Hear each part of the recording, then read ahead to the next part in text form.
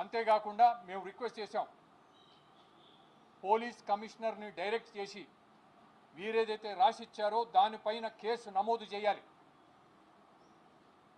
DCP Vijay Kumar పైన, డిఐఎస్హెచ్ఓగా ఉన్నటువంటి భూపాల్ గౌడ్ పైన, వారిద్దరి పైన ఇటువంటి దౌర్జన్యం, man handling, use of unparliamentary language, terrorising,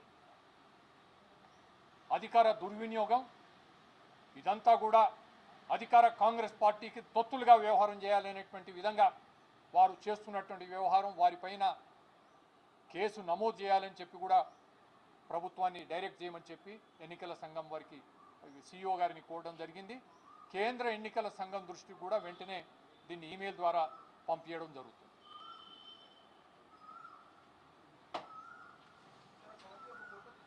నేను మీకు సాఫ్ట్